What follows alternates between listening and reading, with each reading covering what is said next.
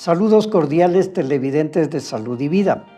Hoy vamos a compartir un tema relevante sobre el suicidio con el doctor Santiago Vázquez. Él es doctor en Medicina y Cirugía de la Universidad Central del Ecuador.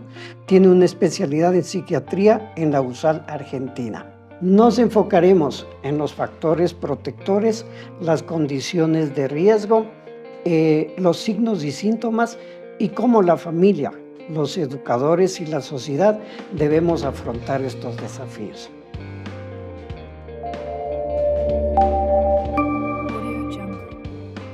Saludos cordiales. Estamos con el doctor Santiago Vázquez, médico psiquiatra, para tomar un tema muy relevante y contemporáneo referente al suicidio. Yasmín Salazar Méndez, profesora e investigadora del Departamento de Economía Cuantitativa de la Escuela Politécnica Nacional, y ella ha investigado sobre temas relacionados con pobreza y desigualdad. En su blog resalta lo siguiente: en Ecuador en el año 2000 se producían 4.29 muertes por cada 100.000 habitantes, pero a partir del 2015 esta tasa se ubicó en aproximadamente 7 según datos del INEC. En el periodo 2000 a 2021, casi 20.000 personas se quitaron la vida en el país. Solo en el 2021, 1.089 personas murieron por suicidio, según el INEC. Un dato que llama la atención es que en el 2021, en las mujeres, el número de suicidios excedió al de homicidios. Las cifras son 117 y 127 respectivamente. Con estos datos a nivel nacional, porque luego nos vamos a enfocar un poco en lo local, sin lugar a dudas, doctor Santiago Vázquez, este es un problema prevalente contemporáneo, que a lo mejor no se lo da el mérito o el abordaje que debe tenerlo, porque a veces se confunde con personas que llaman la atención. Bienvenido a Salud y Vida. Un gusto compartir con usted este podcast. Doctor Eduardito, gracias por la oportunidad. Como siempre, aquí abierto para responder las preguntas y siempre cómo hacer estos conversatorios que sirven para la comunidad más que todo. Ahora, con respecto a las estadísticas, se ha visto que está incrementando.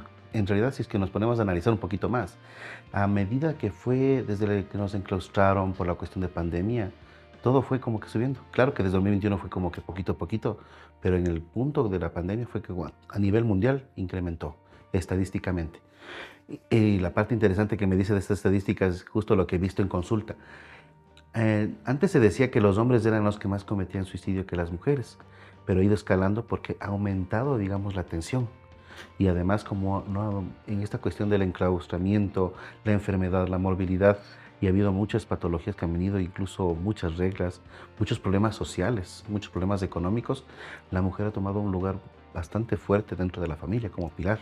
He visto muchas mujeres a cargo de familias en las cuales es como que la estabilidad emocional aumentada, inestabilidad emocional ha aumentado.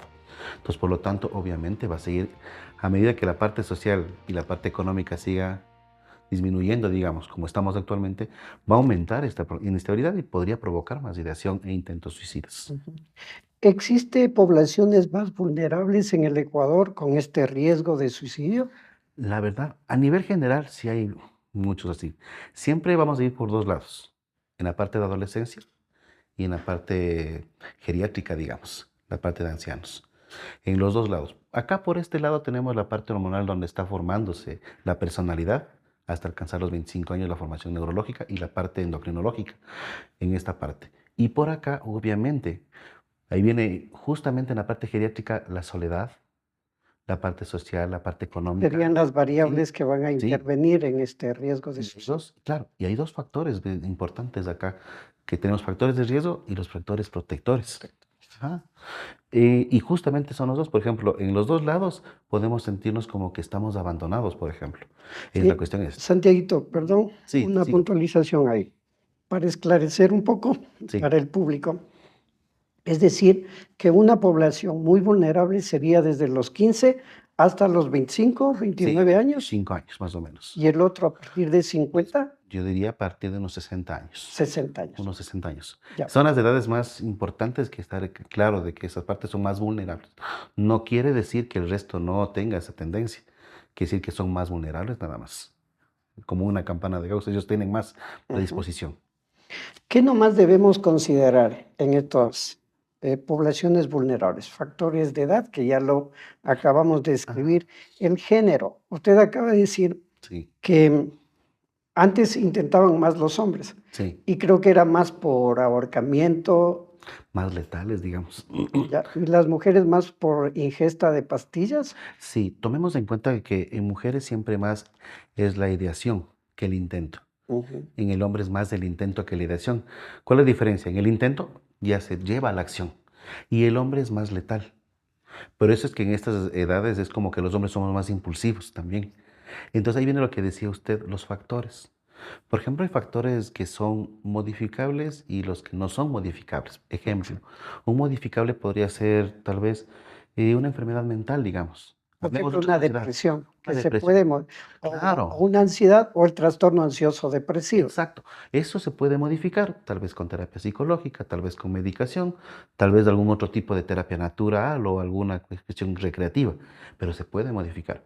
Pero hay cosas que no se pueden modificar. Ejemplo, la genética, La genética. el estado económico mío en ese momento, Ujú, el empleo o el desempleo y una cosa importantísima, el estado civil, ujú.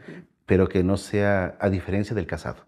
O sea, el casado que es como que es un factor de protección, pero ese, por ejemplo, ese no puedo modificar hasta cierto punto. Entonces, digamos que los factores sociales, la compañía, tener hijos también es como un factor protector, pero como digo, los modificables son las enfermedades mentales y los otros la parte socioeconómica. Y la parte socioeconómica, hablamos de familia. La familia protege bastante. Perfecto. Si aclaramos un poquito la parte genética, ¿en qué consiste? En la parte genética tenemos de que hay más probabilidad que una persona, dicen en algunos textos, que hasta 5 veces una persona que haya tenido, por ejemplo, familiares de primera línea, que hayan intentado, había ideación suicida o se hayan suicidado, y que yo tengo ese parentesco, que yo puedo tener también una ideación de ese mismo estilo, por genética.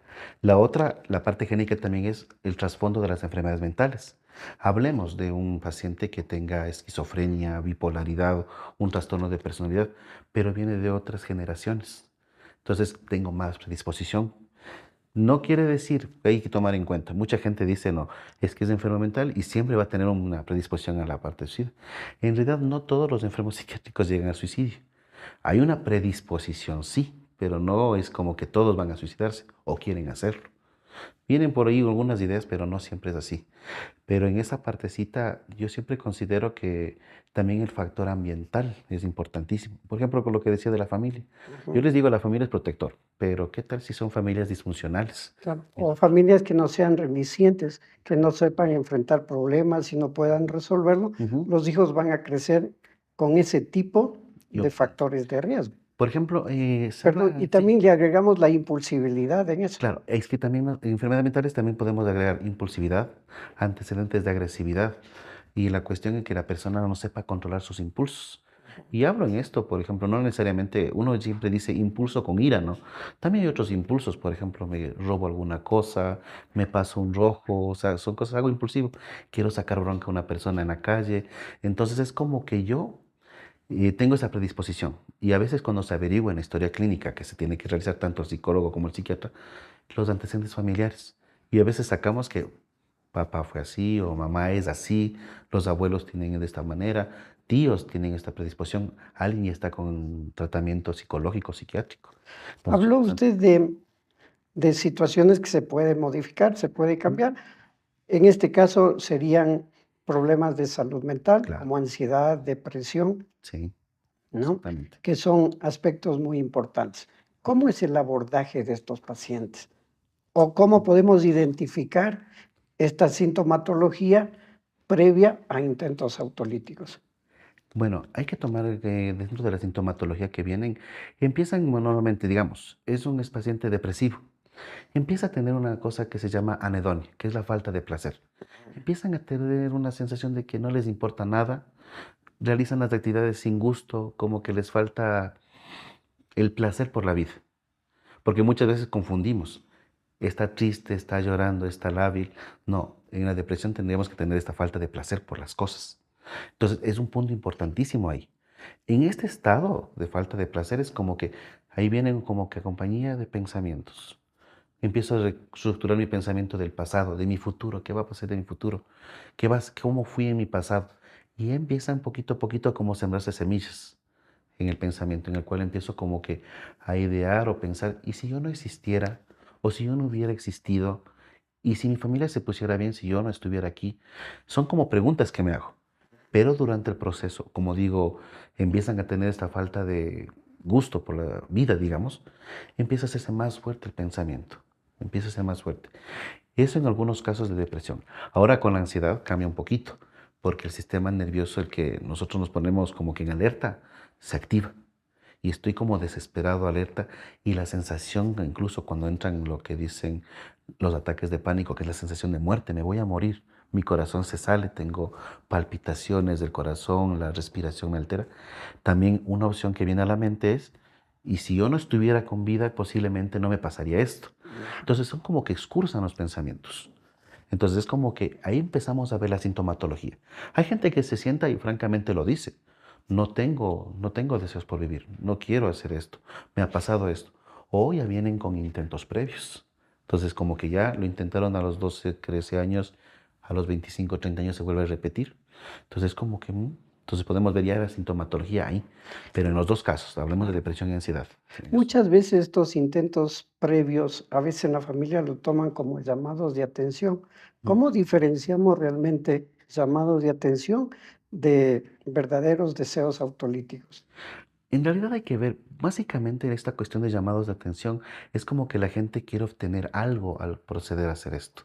Si yo realizo, por ejemplo, me llego a cortar o digo que me he tomado pastillas, ¿qué obtengo con eso? Un Siempre tiene que haber beneficio un objetivo. secundario. Es un beneficio. Necesito tener algo. Pero hay veces que, como le decía hace ratito, en un estado depresivo quiero hacerme algo, pero no hay ningún beneficio. Digamos, vivo solo, mi familia no está cerca, no tengo trabajo y intento hacerlo, pero ¿cuál fue el beneficio? Ninguno, porque tal vez lo hospitalice en un hospital público un tiempo y otra vez regresa al mismo estado. Ujú. Entonces no ha habido ningún beneficio. Pero la gente que, por ejemplo, lo hace, quiere algo.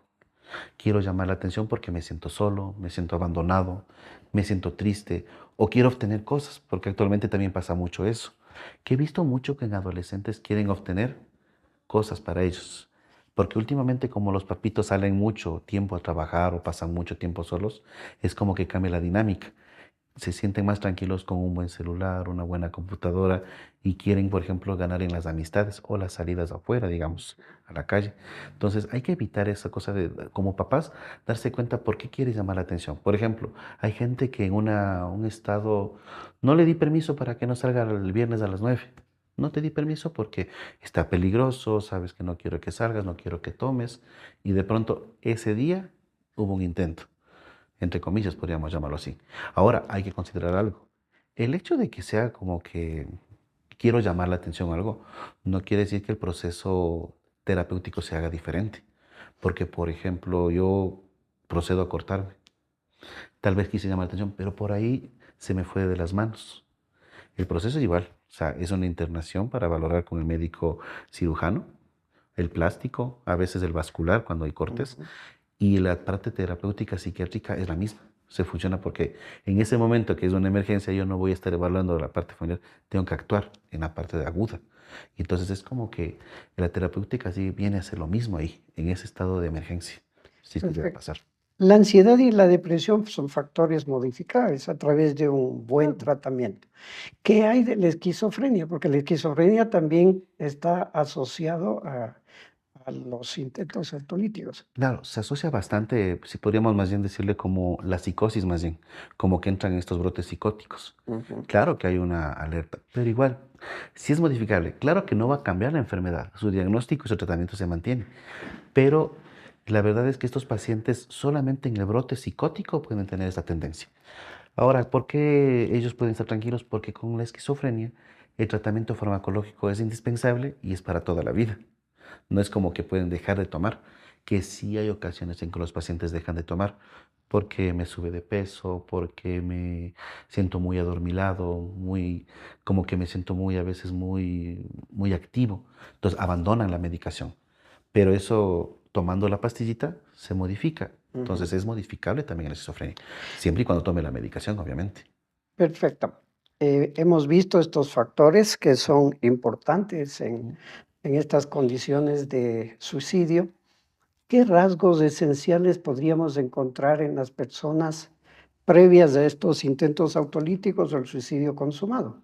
Por ejemplo, uno de ellos es la impulsibilidad, Ujú. la falta de solución de problemas. Sí. ¿Qué rasgos podemos encontrar en las personas? Que, La que persona, nosotros podemos claro, ser como señales de alerta para sí. ir teniendo en cuenta. Una de las señales que puede llamar la atención es el aislamiento. La persona prefiere vivir como que aparte. A pesar que tiene una estructura familiar de 10 personas ahí mismo, pero yo me voy a mi dormitorio y me encierro. Empiezo a aislarme de la gente. Eso es bastante notorio, que antes ya compartía con la familia, comía con todos. Otro punto importante aquí, aparte del aislamiento, es que no estoy con mucho apetito, no quiero beber muchos líquidos, es como que pierdo también ese gusto, como les decía hace ratito, pero es como que pierden esa cosa de querer cuidarse. Otra cosa importante es la cuestión de el cuidado personal. Ya no se bañan, ya no se lavan los dientes, no se ponen ropa limpia, no arreglan su dormitorio. Entonces, son señales como que a la familia le pueden ir llamando la atención. ¿No? Y eso hablamos de los dos grupos etarios. Claro. Se habla que como si yo veo cómo está tu dormitorio, está tu personalidad. Muchos dicen eso, así está tu cabecita cuando está tu dormitorio y todo eso, así está tu cabecita. Y Ujú. es verdad, o sea, cuando yo le tengo ordenado, es como que tengo o sea, tuve el tiempo de hacerlo y tuve el tiempo de ordenar de una manera adecuada y así son con los pensamientos. Ahora, si yo estoy completamente desordenado, tengo una tendencia a la impulsividad. Entonces, ahora ahí viene la otra cosa, ¿no? Por ejemplo, yo digo, estos rasgos de personalidad son para, digamos, para una persona depresiva, hasta una ansiosa. Pero en un problema de que quieran llamar la atención, hay que ver los otros síntomas, por ejemplo, que siempre obtengo todo lo que yo quiero, siempre me dan lo que yo deseo, La o ganancia sea, siempre la secundaria. ganancia secundaria. Y es como que ahí tendrían que ver, en especial los padres, qué están ganando ellos al portarse de esta Claro, forma. ahí habría que aclarar un poquito a los padres. La ganancia primaria es la enfermedad. Sí. ¿Y qué gano con esa Ujú. enfermedad? Sería la ganancia secundaria. Claro, ¿qué gano con eso? Porque hay mucha gente que se apega más. Por ejemplo, hay gente que solamente desea estar acompañada. Ujú. Eso podríamos ir a la parte geriátrica. Hay muchas personas ancianas que realmente viven solos, pasan mucho tiempo solos. Y por eso es que ellos tienen por eso el aislamiento de ellos es como que, me han dicho, mi hijito ya está con su familia, mi hija tiene trabajo y paso mucho tiempo solo. Entonces esa soledad, ese aislamiento otra vez se repite en estas personas. Pero ellos no, por ejemplo, como les decía, no ganan mucho ellos haciéndose algo. Algunos pueden ser, por eso incluso hay ese, no sé si se recuerda este síndrome que le dicen, esto en el nivel pediátrico, el síndrome de Munchausen, Ajá. en el cual las mamitas hacen enfermar porque tienen un Exactamente. beneficio. Y Exacto. le tienen enfermo al chico, a la chica, al niño, entonces es como que para ellos tienen ahí llamado la atención, toda la gente me cuida, me ayuda económicamente, Ujú. me ayuda con la compañía. Entonces es como que siempre hay que pensar en esas dos cositas. Hablando de esta predisposición a las enfermedades, me recordé del término diátesis, ¿no? Es Ujú. decir, la predisposición a enfermarse, Sí. ¿no? Y el estrés, diátesis. Ujú. ¿Cuánto influye el estrés en las personas en la condición de suicidio? Si es que, digamos, yo tengo ya una predisposición, digamos, genética o alguna cosa, y yo permanezco con el estrés, digamos. En el trabajo estoy muy pesado el trabajo, tengo jefes que me están acosando. ¿Qué hace el cuerpo? Se activa el sistema nervioso y está en alerta. Y ahí viene esta cuestión de lo que a veces llegamos a pensar de que todo lo que hace la gente es en contra mío. Todo pasa esto por mí. O yo soy malo. Mi cuerpo reacciona, empieza a reaccionar. El estrés puede llevar a niveles de ansiedad. No necesariamente el estrés es malo, más bien nos sirve para que el sistema nervioso esté alerta y nos pueda ayudar a prevenir peligros, que es lo más importante. Pero si es que tengo mucho estrés en mi vida, todo el tiempo estoy con estrés. Por ejemplo, ahorita hablo de la parte laboral. Estoy todo el día, voy para allá, paso 8 horas en estrés. Entonces se mantiene ese nivel y obviamente el cuerpo empieza a acoplarse. Digamos que por el estrés me sube la glucosa o me sube la presión arterial. Como paso todo el tiempo en mantenimiento, mi cuerpo se va a acomodar a eso. Ujú. El flujo sanguíneo tiene que acomodarse a esa presión arterial, tiene que acomodarse a esa glucosa. Entonces es como que ya me empiezo a hacer daño al cuerpo y empiezo a sentir ya más niveles de ansiedad hasta que ya no tolero o exploto en ataques de pánico o aparecen enfermedades, que puede ser. En los adolescentes no tanto, como están ellos en desarrollo, soportan muy bien esa situación. Sí, mucha A no ser energía. que tengan alguna enfermedad, digamos, una diabetes tipo 1 o tal vez problemas genéticos de algún síndrome en cual tengan alguna cardiopatía, en ellos se va a notar más rápido. Por eso es que siempre vemos en ancianos hipertensión, diabetes, problemas de tiroides, una gastritis, es que ellos ya no tienen todas las defensas y aparecen otros síntomas que son más somáticos en este grupo de acá. Acá como que son más resistentes en la parte somática, pero tienen más efectos emocionales. Pasando de la teoría al campo empírico, esta primera parte ha sido como Ujú. para aclarar un poquito de lo que es el suicidio y los factores de riesgo. ¿Cómo vemos en el campo empírico ya realmente el suicidio? ¿Cómo se lo ve en la consulta? A ver, llegan dos grupos de pacientes en la consulta, por llamarlo así, en los cuales primero son los que van buscando ayuda porque ya no soportan ese estado. Sabe, doctor, quiero hacerme daño o me he hecho daño o tengo estos pensamientos. Y la verdad es que acuden, pero desesperados por esa angustia. Les da una angustia pensar así. Ahora viene el otro grupo, en el cual hay familiares que de verdad saben que está pasando algo y van involuntariamente. Entonces, como que no tienen conciencia de lo que le está pasando.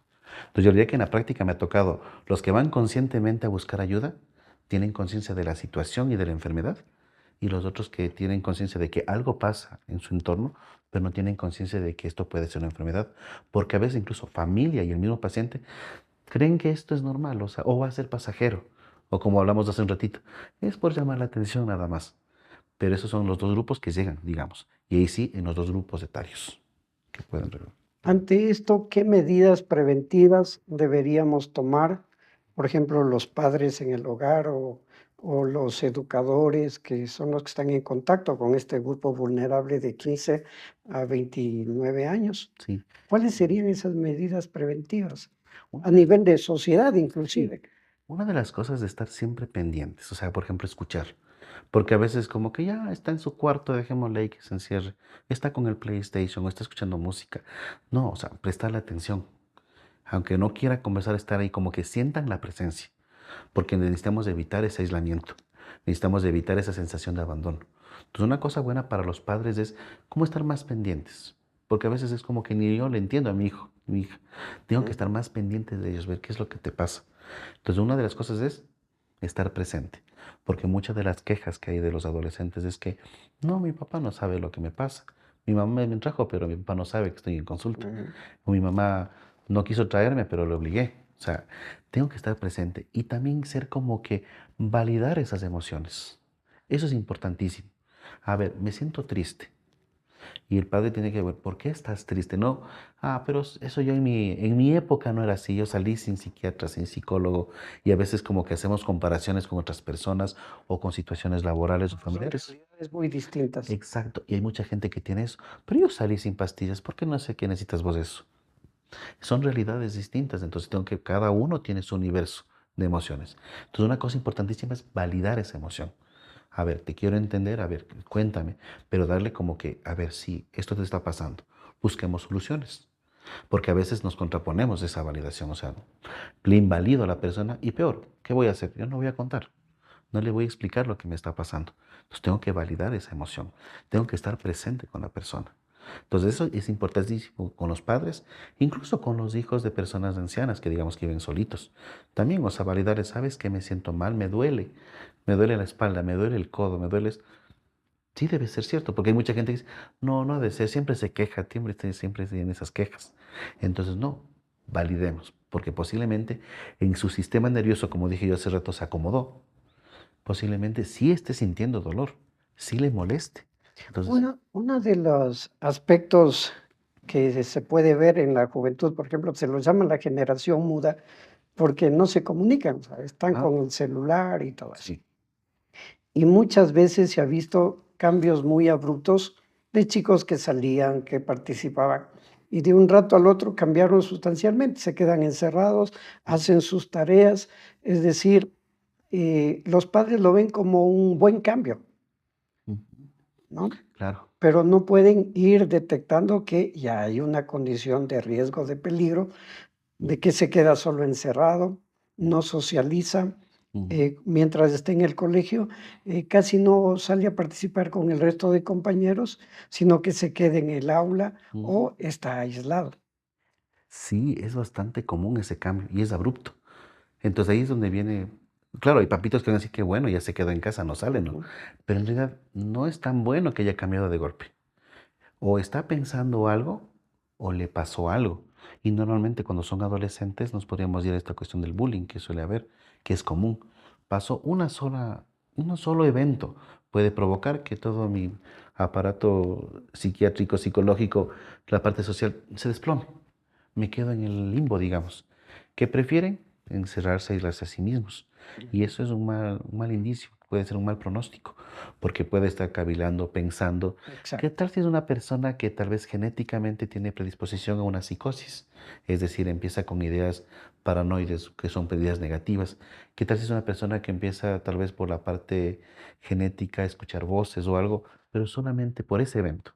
Que tiene muchos pacientes que ha pasado por eso, esto Ujú. de la cuestión de la psicosis o los trastornos de ansiedad, prefieren estar en silencio y no contar. Tengo muchos pacientes que dicen que no les han comentado porque vayan a decir que están locos o que, mira, si te digo que estoy escuchando voces mías mismo, alguna cosa, mis papás me van a decir que estoy loco, que estoy pasando, que por qué no me pongo fuerte. Entonces debe ser normal esa partecita, pero los papitos tienen que estar alertas a ese punto, eso de aislarse. Hemos venido describiendo los factores relevantes sobre el suicidio, perdón, en donde intervienen el contexto, la mente, los rasgos de personalidad, los Ajá, problemas de salud mental y también los aspectos orgánicos. sí. ¿Cómo podemos describir o cómo podemos indicar a la sociedad o a las personas el suicidio como proceso? ¿Cómo inicia? ¿Cómo termina? Si hablamos de un proceso, hablamos de que el paciente empezó con síntomas, como les dije, que cambio mi socialización, cambio mi estado de ánimo. O ya sea que vaya a la impulsividad o me vaya a la parte de que me tengo la anedonia, que decía la falta de placer. Y en ese proceso es como que empiezo yo a pensar y a meditar, tal vez con crisis de ansiedad, tal vez con brotes psicóticos por ahí, pero empiezo a pensar, pero siempre el proceso no es tan rápido, a no ser que sea la manipulación, y va lento, en el cual sigo perdiendo más estabilidad emocional y social, me aíslo demasiado. Pero ese proceso, ¿qué es lo que va a tener? Empiezo, por ejemplo, con a veces hacerme daño. Algunas personas hacen daño porque lo vieron que lo hacía un compañerito o alguien y lo empiezan a imitar y ven que eso les da calma. Entonces empiezan con más frecuencia. Tal vez con cortes, tal vez jalarse el cabello, jalarse la barba si es que tienen barba, rasguñarse y empiezan con procesos de autoagresión, poquito a poquito. Y empiezan a ver que no está mal. Esos serían los aspectos con los Sí, que podemos ir identificando. claro, y voy así, porque hay mucha gente, muchos papitos que a veces minimizan el hecho de que una persona se esté cortando, Ujú. se esté lastimando, El o famoso que cutting, como el se le famoso conoce. cutting que dicen. Entonces, minimizo porque tal vez lo hace porque se peleó con el hermano, por ejemplo. Pero ya, o sea, ya lo estoy haciendo, o sea, estoy haciendo una autoagresión, la cual nosotros los seres humanos tenemos una cuestión que preservamos nuestra integridad. Nuestro pensamiento siempre es primerito eso, cuidarnos. Por eso es que mucha gente, y es uno de los miedos naturales, es el miedo a la muerte, a lo desconocido, porque quiero preservarme, quiero cuidarme. Y cuando empiezo a perder esa preservación, esa idea de preservación, ahí empieza como que el proceso en el cual empiezo a hacerme daño. Hasta de que de pronto, como les dije hace un rato, las ideas se hacen más fuertes y puedo proceder al intento. Lastimosamente, con el Internet, con el advenimiento de esto del Internet en los últimos años y el Ujú. celular que mencionó Eduardito, es fácil buscar cómo hacerlo. Sí. Es fácil buscar, o sea, y buscan y uno puede meterse a su Google o tal vez ahora el chat GPT o alguna inteligencia artificial, puede meterse y se ve que en sus búsquedas están eso, cómo hacerlo, porque ahora buscan maneras más interesantes y no saben cómo manejar el estrés y lo ven como una opción a esto. Le ven una opción, es que estoy muy triste, estoy así, escucho voces o lo que sea y quiero terminar rápido. Entonces, lastimosamente les da muchas ideas y por eso aparecen incluso formas raras de hacerse daño. Entonces empiezan a hacerse cortes. Una chica me decía que hacía cortes con vidrios, no solo con la Que no Gillette. es algo creativo, sino que lo indagaron. Lo indagaron, lo buscaron, o sea, y Ajá. ahorita el internet les da muchas Es ideas. decir, hay una planificación en ese Ahí sentido. viene la planificación. Y si es que la cuestión está muy fuerte, por ejemplo, llegan a tal punto en el cual se dan cuenta que no deberían existir, y ahí viene ese proceso de escribir una carta, cuidarse de que la gente, por ejemplo, no le puedan ayudar en caso de que vaya a hacer alguna cosa. Y obviamente preparan, planifican tan bonito. Y uno de los síntomas que yo siempre digo, ¿no? Que también hay que tener atención, los cambios bruscos. Por ejemplo, estoy triste, estoy aislado, pero justo un día amanecí bien, tranquilo, contento, como que esa depresión se eliminó. Los cambios bruscos de estado de ánimo también es un llamado de atención. Claro, Que hablaríamos también, ya del trastorno bipolar no, en o este caso, alteraciones del humor. en la alteración esta es porque yo ya tomé la decisión. Mm, Estoy como, o sea, estoy contento, estoy feliz, estoy tranquilo, porque ya tomé la decisión de hacerlo. Y ahí viene durante ese día o el proceso de unos días en el que empiezo a planificar. ya. Y entonces, en ese cambio, es como que uno, no, no, esto está raro. ¿Por qué fue tan de golpe? Si ayer estaba llorando, tuve insomnio, pasó con tristeza, de pronto al otro día, bien, se decidió. He tenido algunos casos en los cuales se decidió, dejaron hasta planchando, lavando, arreglando todo, dejan pagando deudas, dejan pagando, dejan todo arregladito, pero es porque tomaron la decisión. Entonces, es un indicio también ese punto. Cuando ya después de un proceso en el cual yo veo que está depresivo y ansioso, ¡pum!, de golpe cambió. Por esa razón hay que tener mucho cuidado, esto me anticipo un poquito antes, en el uso de antidepresivos, porque justamente quiero evitar ese cambio, porque no todos los pacientes pueden utilizar antidepresivos, Ujú. porque veo que muchos en la práctica médica general se puede utilizar antidepresivos, pero con mucho cuidado, porque estos pueden generar esta respuesta, Ya. una respuesta en la cual me pongo bien. Por eso a veces yo les digo, a ver, a veces yo les corto de raíz. Quitemos el antidepresivo y acomodemos otra cosa. Pero me anticipo por este signo, en el cual estoy bien, tranquilo, tomé la decisión y ahí viene el proceso de llevar al Ujú. acto, el acto suicida, En realidad, el suicidio. estudios científicos, artículos científicos aseveran eso. Sí, y es como que en la clínica hay que estar muy atentos. Sí. Y por eso en la comunicación, crear estas redes con los familiares, con los psicólogos, los psiquiatras, y si es que están con algún otro especialista, estar comunicándose siempre para crear una red en la cual se pueda amparar y ayudar a este individuo, de Ujú. que no llegue a ese punto. Pero ya les digo, es algo interesante que hemos visto que se desploma, como dije, y de pronto, ¡pum!, estoy bien, listo, este llamado de atención. ¿Qué pasó ese día? A veces toca duplicar o triplicar dosis, digamos, de medicación y empezar a indagar, a buscar. Y hay veces que se topan, se encuentran con las cartas o los diarios en los cuales está escrito cómo piensan hacerlo y todo eso. Entonces, eso hay que estar siempre atentos. Esa sería la evolución en el proceso normal. Ahora en impulsividad es diferente. Simplemente me agarró, vi, por ejemplo, un frasco con alcohol potable, digamos, y eso todo, ¡pum! ¿Qué tal? ¡Pac! Llegan al hospital y ni siquiera saben que intentaron, o sea, simplemente les llevó el acto.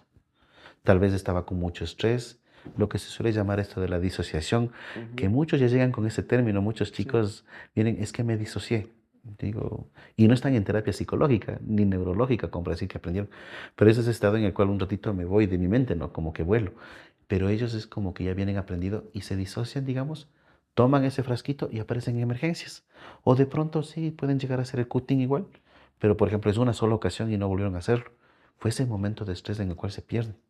Ese es diferente. Por eso digo, la cuestión esta de la impulsividad también hay que manejar bastante bien en las historias clínicas. Si esta persona es impulsiva, si es agresiva, tiene rasgos depresivos, si es ansiosa, hay que tener bien definidos rasgos de personalidad para poder trabajar con estas personas. ¿En qué instancias de este proceso autolítico los padres deberían llevar a sus hijos o yo como persona que estoy atravesando esta situación debería acudir al médico, al psiquiatra, al psicólogo? ¿Y qué tratamientos terapéuticos existen al momento?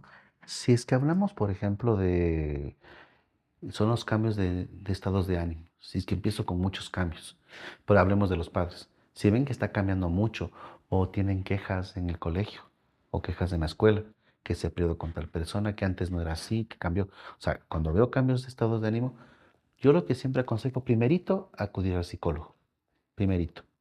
El psicólogo puede tener mucha experiencia y puede darse cuenta de que cuándo es momento de ya pasar a una escala superior.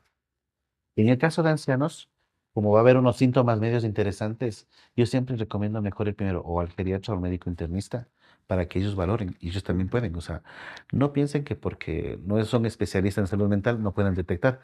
Los médicos también pueden detectar esto, cualquier especialidad. Pero en este caso yo digo medicina interna, medicina general, geriatría, si es que encuentran algún cambio en la parte de salud. ¿A qué me refiero? Cambios de presión arterial, cambios en la glucosa, problemas en los cuales aumentan los dolores, ¿sí? Llevarlo en control y posiblemente bien sabe que yo no le encuentro nada, exámenes normales, todo tranquilito, llévele al psicólogo. Ahí pasa el médico y le mandan al psicólogo. Ahora, el psicólogo, el rato que empieza la evaluación, va a empezar que no, este rasgo está raro. Y los psicólogos experimentados van a darse cuenta mientras están conversando. Y si es necesario hacer los test de validación, ¿no? Algunas escalas que se pueden utilizar, que eso ya es una cuestión más de psicología, digamos. Ellos pueden darse cuenta, no, está a un nivel alto para poder tener una intencionalidad suicida, que se llama. Pero en esta situación, ¿qué pasa cuando ya llega a la parte psiquiátrica? Ya llega conmigo.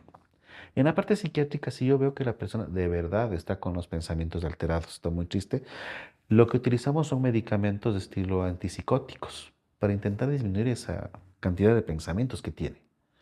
Y por otro lado, utilizar algún estabilizador del ánimo, algo que me evite el impulso. Entonces utilizamos dos medicamentos que le ayudan a bloquear. Ahora, si es que en la consulta yo observo que ya quiere hacerlo, está con el acto de suicida y todo eso, no se elabora mediante consultorio externo. Tiene que ser internado o internada en este proceso. Si yo hago normalmente una nota de internación y se envía a dónde puede ir. Hay gente que tiene el seguro, hay gente que no tiene seguro, entonces les redirige. Y ahí otra vez vuelven a evaluar y les tienen una internación. A diferencia de lo que piensan, porque unos piensan que la internación psiquiátrica es larga. No, normalmente lo que se hace es evaluar ahí, en emergencia, baja el psiquiatra, le evalúa, a veces dejan la noche, le evalúan bien, les llevan a piso y unos 4 o 5 días, pero ellos piden mantener el seguimiento, o sea, permanente con los padres. Pero si ya ven que la cuestión es muy fuerte, por ejemplo, incluso dentro de la institución, a pesar de medicación, estar controlado con psicólogo, auxiliares de enfermería, enfermeros, médicos, siguen la dirección porque hay mucha gente que dentro de la internación se ponen peor. ¿Qué es lo que hacen? Ahí sí redirigen a una entidad más, que es de la institución psiquiátrica, Ujú. para tener una internación un poquito más larga, para ahí evaluar con otro tipo de forma. Y ahí sí es otro trabajo, psicología, psiquiatría permanente. Entonces son escalones, digamos. Pero yo digo, siempre detectar estos cambios de estado de ánimo para los padres. Que el hecho de cambiar de golpe a estar triste o el hecho de ponerme demasiado alegre son llamados de atención. Y justo hablando de esto, solo hago un paréntesis acá de lo que me decía de esos cambios como bipolaridad. Ujú. Si hay los ciclos rápidos, que son ciclotímicos rápidos, digamos, que una persona en la mañana está triste y en la tarde, en la noche está alegre, digamos, sí, va cambiando y rota. Si hay ese tipo de bipolaridad, según Akiscal, que puede ser que va cambiando todo el día, puede combinarse con un trastorno de personalidad, digamos, el límite, digamos, también, Claro. con su impulsividad. Pero esos cambios son los que deben llevar los padres. Ahora hay un problemita en todo esto que estoy diciendo de que como tienen que darse cuenta, a veces lo normalizamos. No, es que mi hijita es brava. Y como es brava, mejor no le digo nada. Es que mi hijo siempre ha sido así, se pone feliz, muy eufórico, hace cosas extraordinarias. Se convierte Entonces, en la norma del sistema familiar. exacto, entonces para ellos es normal. Ujú. Y por eso romper esa norma cuando van al psicólogo o al psiquiatra, decirles, no, es que esto no es normal, esto hay que Claro. trabajar así, es romper un esquema que ya está, un sistema que hemos ido llevando. Claro, en patología lo llamamos ya la normosis. Esa es Exacto. una normosis. Entonces, en ellos, por ejemplo, esta cuestión de lo que normalizaron, le dieron un razonamiento lógico a los actos que hacen esa persona. Por eso es que necesitamos del especialista en este caso, en Ujú. especial el psicólogo, hacerles notar el cambio. Por eso no solamente es la terapia individual, sino a veces la familiar, porque a veces toca romper esquemas, quebrar mucho ese sistema ya formado. Exactamente. Es entonces. Enfocándonos un poco en la parte de la psicología, es importante los primeros años de vida, muy vitales. Ujú, Factores traumáticos como violencia, abuso sexual, desapego a muy temprana edad, mm. esas carencias muy profundas, pueden ser factores de riesgo que en la edad adulta pueden resignificarse. Por supuesto, porque es como que me pasó un evento traumático, no lo trabajé, lo normalicé. Para mí fue bonito guardar en un cajoncito mis emociones y sigo con mi vida. O la gente le ve como normal todo lo que te pasó y entonces como que empiezan a formar un patrón de personalidad. Su rasgo de personalidad pasa a ser un trastorno, Ujú. pero para ellos es normal. O sea, para ellos es súper normal ese estado. Siempre que hay traumas en la infancia o hubo alguna cuestión en la familia, el trabajo va a ser un poquito añadido porque es como lo que decía antes, la genética es un factor importante, pero acá también el área social. Hasta los 5 añitos, si es que la familia o pasó algo en ese entorno, es muy, muy grave, porque puede dañar mucho lo que son las sinapsis en algunas áreas del cerebro. Y aquí cabría añadir una cosa importantísima, que me ha llegado a mí muchos pacientes de este estilo, en la cual tal vez lo normalizan porque, por ejemplo, son muy buenos estudiantes, muy inteligentes, no han cambiado no cambian el aislamiento, pero viene lo que se llama los trastornos generales del desarrollo, que Ujú. últimamente han aparecido con fuerza. Lo que dicen el trastorno del espectro autista, un trastorno por déficit de atención e hiperactividad, en lo cual ellos también se desarrollan con una frustración más que todo, más que depresión, y también con una ansiedad y a veces con psicosis. Como ellos se sobreestimulan mucho por cuestiones lumínicas, auditivas o un trauma. Ellos pueden explotar. Entonces hay que saber también determinar esa partecita donde acompañados de un neuropediatra. En este caso, cuando son muy chiquitos y ha pasado algo, siempre intento conversar con el médico de familia o el pediatra, si es que todavía son chiquitos, para ver qué está sucediendo en esta cosa. Pero quería añadir esta parte de los trastornos generales del desarrollo porque últimamente están apareciendo muchos casos y estamos como subdiagnosticando también esa partecita y como que nos mantenemos siempre en el otro, muy en la otra área, digamos. Finalmente hablemos de la parte emocional. Mm, Lastimosamente nuestra sociedad no tiene una comunicación afectiva, sino es una comunicación más impositiva. sí, Se puede ver, por ejemplo, en el común cuando se está en grupo de amistades, cuando uno habla, otro quiere intervenir inmediatamente. sí. Entonces, no tengo esa capacidad de empatía, no tengo esa capacidad de mentalización para entender y comprender al otro. Ujú. Y tampoco entendemos y nos comprendemos nuestros propios sentimientos y emociones. Pienso que esa es una carencia tremenda en tiempos actuales, el no poder identificar las emociones, tanto las propias como las Ujú. del otro. Entonces, en la familia, en la sociedad, cada cual queremos imponer nuestro criterio. Por lo tanto, no hay una comunicación afectiva, Ujú, hay una comunicación impositiva. ujú. Y esto también puede sumar a estos factores predisponentes para el suicidio. Por supuesto, es lo que yo decía hace rato. Es como que no tengo conciencia de lo que realmente está pasando. O sea, no conozco mucho acerca de las emociones. Si no conozco de muchas emociones, no soy afectivo, digamos, ¿cómo puedo yo entenderme de que tal vez estoy pasando por un momento de falta de placer, de una anedonia? Si no me entiendo. Y más que todo, como decía ahorita, la cuestión también del internet, de los celulares, de estas vías, han hecho que también aumente esta cuestión de no ser muy afectivos. Hay gente que prefiere, o sea, estar con su celular al lado, pero digamos, en redes sociales, ¿qué socializar? Es interesante como que yo en redes sociales puedo estar chateando, posteando fotos, pero no socializo. Y a veces se les pide que hagan eso.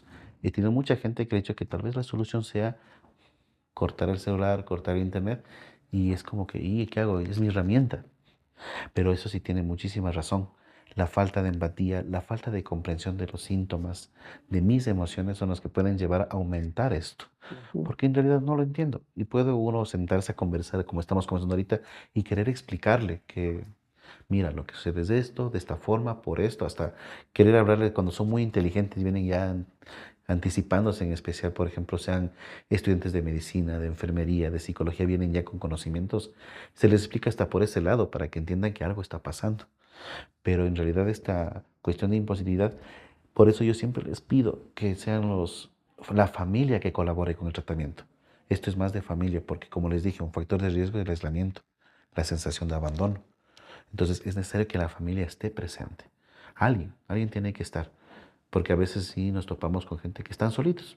Van, les dejan en la consulta, nos vemos, te irás a la casa, les dejan para el taxi o Ujú. así, y tampoco funciona así. Yo tengo pacientes que no he conocido a los familiares así en meses, 3, 4 meses, no sé quiénes son, y obviamente la terapia va lenta, o sea, no avanza, va muy lento. O hay pacientes que cuando ya se sienten bien, regresan después de unos 6 meses, un año. Tengo gente que viene al control anual prácticamente, pero deberían hacer un control más seguido para evaluar. ¿Y por qué vienen anual? Porque tal vez se sienten bien durante el año, tal vez no ha pasado nada, o justo llegó algo que vuelva a reavivar lo que pasó. Tal vez un trauma de la infancia pasó actualmente con algo que me despertó nuevamente. Tengo eso y busco consulta. Entonces ahí como que siempre indicarles, darles psicoeducación. Necesito que hagas esto por esto, quieres trabajar de esta forma. Incluso a veces yo les propongo, tal vez no te gustó cómo trabajé yo en la consulta, porque también necesitamos que el paciente tenga confianza con su terapeuta. Digo, te puedo dar contactos, quieres estar psicólogo, tal vez quieres un hombre, quieres una mujer, o sea, darles alternativas para trabajar y que se sientan cómodos de poder expresarse. Porque si también se sientan y no cuentan lo que les está pasando, también es difícil Claro. trabajar. Deseo transmitirle una pregunta de una de nuestras televidentes. Dice, ¿cómo se puede sobrellevar esta tragedia en el núcleo familiar? ¿Qué hay que hacer? ¿Cómo entender tremenda decisión? Cuando ya llegó al acto suicida y se cometió, obviamente van a quedar muchos signos de culpa, ¿no? Culpabilidad. Pude haber hecho más, pude haber hecho esto más, pero en realidad tienen que primero entender que fue una decisión personal y que tal vez esa persona tuvo el tiempo necesario para poder trabajarlo. Primero es quitarse como la culpa de que no es, claro que obviamente debo apoyarle, pero no es total responsabilidad mía de lo que le pasó, porque eso es lo primerito que llegan a pedir consulta, la responsabilidad y la culpa. Hay que trabajar esa partecita y entender que lo que sucedió también puede ser un factor impulsivo, tal vez no lo quiso hacer, pero fue, como les digo, las emociones son tan fuertes que puede pasar, como les decía, en algunos bipolares puede ser que en la mañana estoy alegre y en la tarde estoy triste, y justo en la tarde que estoy triste lo hice, pero fue un momento de impulso. Y eso que no hemos hablado también de la parte de drogodependencia, que eso también puede llevar a impulsividad. O el alcohol Entonces, también, claro, el exceso de alcohol. obviamente, todo lo que puede pasar como impulsividad. Entonces, debo entender el cuadro como que ya sucedió, vamos a trabajar, pero no con la culpa, ¿no? Sentirte que hiciste, para ese momento, lo que hiciste fue adecuado si es que le ayudaste a tu familiar. Pero hay que trabajar mucho eso. Y sé que puede perdurar mucho tiempo entender el por qué tomó esa decisión. Y a ocasiones hay que también que entender que no vamos a entender la decisión porque fue impulsividad, fue tal vez, hay gente que por ejemplo tiene crisis parciales como una epilepsia. Fue un momento, ¡pac! Y tomó malas decisiones. Por eso es lo que tenemos esta común idea de que un esquizofrénico podría hacerlo, porque Ujú. en un brote psicótico estoy alucinando, estoy perdido, pero realmente no quiso hacerlo, pero fue en un momento en el cual estaba perdida su mente y lo tomó la decisión. Entonces hay que enfocar en esa partecita, hay que enfocar en la responsabilidad y culpa. Y obviamente trabajar que cuidarse uno mismo, rendirlo en tributo a la persona con mi vida, hacer que yo siento que mi vida es valiosa, que tengo que buscar que tenga privilegios, buscar que a seguir adelante en honor a la persona que se fue.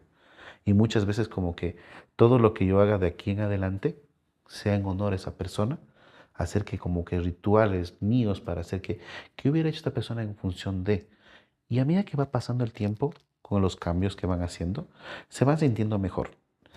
Obviamente, el recordar la acción puede llevar a un estado medio depresivo, pero con el tiempo. Y otra cosa, mucha gente dice el tiempo sana todo, ¿no? Yo digo siempre el tiempo, pero con acciones. Tengo que hacer algo de acción para poder cuidar esto. Y una de las cosas que sí se recomienda es hacer terapias.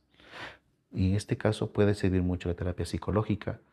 La psiquiátrica, si es que vemos que todos los signos que hemos hablado acá, Claro. pero hay la cuestión de naturopatía, hay cuestiones de yoga, qigong, practicar un arte marcial, que de relajación, que me dé relajación y entender. Y a veces ir un poquito más allá, como hablamos un poquito antes que estábamos conversando, la parte incluso hasta espiritual, entender un poquito esa connotación, entender la parte espiritual, tal vez desde el punto de vista religioso, también enfocar desde ahí, entender un poquito que tal vez había un predestino, tal vez alguna cosa, entender que tal vez lo que hizo, tal vez debo yo aprender a romper esos esquemas con mis nuevas generaciones. Capaz que eso me sirva para educar a más gente. Como digo yo, hacerlo en honor de otra persona, hacerlo en honor de esa persona que se fue, pero haciendo como que yo tengo la sensación de que voy a estar bien, rindiéndole un tributo a esa persona. Sé que va a ser muy difícil para personas que han pasado, debe ser el dolor indescriptible, pero la cuestión es no sentirse responsable y avanzar con su vida, que es lo mejor que pueden hacer. Seguir con su vida, pero obviamente van a tener que trabajar bastante en esta cuestión de uno mismo, porque a veces en ese estado las familias quieren, ahora sí te voy a sobreproteger acá, a mi otro hijo, le voy a proteger más a mi sobrino, sigo cuidándome yo, con mis mismos, pero con un nuevo enfoque de vida. Tengo que cambiar el enfoque. ¿A dónde van mis objetivos? Porque a veces tenemos objetivos muy superficiales. Tengo que cambiar a objetivos más, como que más existenciales, digamos. Sentirme feliz, como dicen eso, sentirme con bienestar. Eso es lo importante. Exacto. Ya tendremos un tema que estamos preparando, sanar las constelaciones familiares, sanar los traumas, las crisis, los problemas de alcohol, etcétera, etcétera. Es un tema que lo vamos a abordar desde el sistema de constelación familiar. Finalmente, ¿qué mensaje le gustaría dejarnos tanto a los televidentes, educadores, a la sociedad en general, para afrontar estos desafíos? Sí. Bueno, como un mensaje que yo quisiera dejar esto es que, primero que si llega a pasarles algo o sienten algo diferente a lo que la sociedad puede imponer, por ejemplo, uno tiene que ser, a veces los amigos dicen, no, es que tienes que salir, tienes que hacer esto. A veces si tengo que yo serenarme y estar yo conmigo mismo, está bien, pero no aislar. Lo primero que yo les digo es que busquen ayuda. Ya, no me ayuda mi papá, no me ayuda, pero alguien puede ayudarnos. Y si es que en caso yo no encuentro un núcleo en el cual me pueda ayudar, buscar ayuda profesional. Yo siempre recomiendo que busquen ayuda con un psicólogo o, como digo, en ancianos, buscar primero con su geriatra o un médico familiar o un médico internista, pero no aislarse. Es lo peor que puede hacer una persona. Entonces, primero buscar ayuda, entender que algo está pasando. Y para la familia, si es que vemos cambios significativos en algún miembro de la familia, si es que hay algo que ya nos llama la atención, buscar interactuar, buscar estar en contacto con esa persona y buscar los medios. Ahora con el área del internet también puede ser positivo esto, buscar a ver, esto está pasándole, ¿por dónde me voy? ¿Qué camino seguir? Porque claramente se ha visto que actualmente no hay muchos, no es que estamos acostumbrados, de, por lo menos acá en el Ecuador, digamos, Riobamba como tal, no es que estemos acostumbrados a un área de salud mental como es en otros países. Esto está, por suerte, con las facultades que están acá de psicología, que están creciendo, digamos, en el Ecuador, las áreas de psiquiatría, es como que se está poniendo más bien en primer orden esto, lo cual en otros países eso es lo primerito, que se estabiliza. Pero ahorita es como que entender que podemos buscar ayuda, que ya es más normal ir a un terapeuta, ir a contar sus cosas, porque eso lo podemos ver en películas de países de primer mundo, pero acá es como que recién se está tomando esto. Y hay mucha gente que ya lo hace como una cuestión más personal para estar tranquilo. A veces me han dicho a mí, me siento con mi psicólogo, le expreso todo lo que me pasa, obviamente me hace un recuento, me comenta todo y salgo bien, solo sacando. Y eso es una cosa que les digo, no aislarse y buscar ayuda, que es lo más importante ahorita. Gracias al doctor Santiago Vázquez por habernos compartido sus conocimientos y experiencias en este tema tan delicado sobre el suicidio. Gracias, Eduardito.